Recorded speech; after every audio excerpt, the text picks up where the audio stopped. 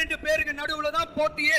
ஒன்னு டிவிக்கு, இன்னொன்னு டிஎம்கே அப்படின்ட்டு பார்த்து நாய் 2026 நம்ம மாண்புமிகு திரு முத்துவேல் கருணாநிதி ஸ்டாலின் அவர்களே, முத்துவேல் கருணாநிதி ஸ்டாலின் அப்படின்றாரு.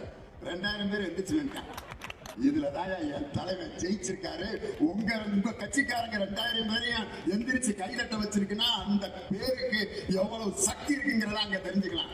அரசியல் மக்கு ஒன்னும் தெரியல. இன்னைக்கு மேடையில சவுண்ட் சண்முகம் இந்த யோகிய சிகாமணி பேசுறது கேட்டீங்களா? நம்ம தலைவரை நாய் அப்படின்னு சொல்லிட்டு அவர் சொன்ன உடனே எல்லாரும் எழுந்து கத்துறாங்க அப்படின்ற மாதிரி பேசியிருக்காரு. இதே வாய், இந்த வாடகை வாய் நம்ம பெரியவங்களை வந்து மதிக்கணும் அப்படின்றத நம்ம எல்லாம் நம்ம பசங்களுக்கெல்லாம் சொல்லிக் கொடுக்குறோம். ஸோ இந்த மாதிரி ஆள்களுக்கு வந்து அங்கே என்ன வருதோ அதுதான் நம்ம திருப்பி கொடுக்கணும் இல்லையா?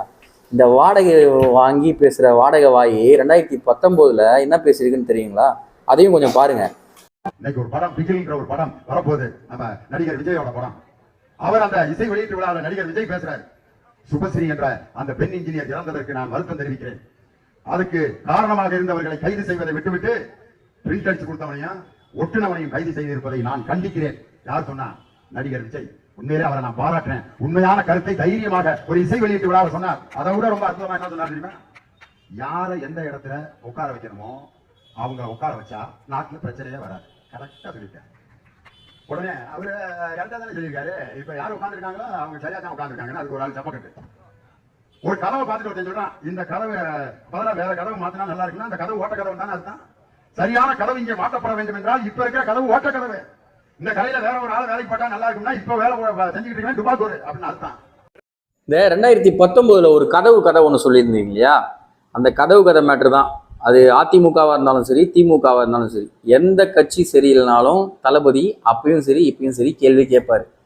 2026 தளபதியோட ஆட்சி அமையும். அதாவது திரு லியோனி அவர்களே, நம்ம பிள்ளைங்களாம் வேறு மாதிரி இறங்கி தரமாக அவங்களுக்கு ரிப்ளை கொடுக்கணும்னு ஆரம்பிச்சோன்னா வேறு லெவலில் செஞ்சு விட்ருவாங்க. ஸோ அதனால் நாங்கள் என்ன சொல்கிறோம் அப்படின்னா, டீசெண்டாக பேசுனா நாங்களும் டீசெண்டாக பேசுவோம். இல்லை நீங்கள் இப்படி தான் தரக்குறைவாக பேசுகிறீங்க அப்படின்னா நாங்கள் தர லோக்கலாக இறங்கி பேச ஆரம்பிச்சிடுவோம். இது எச்சரிக்கை.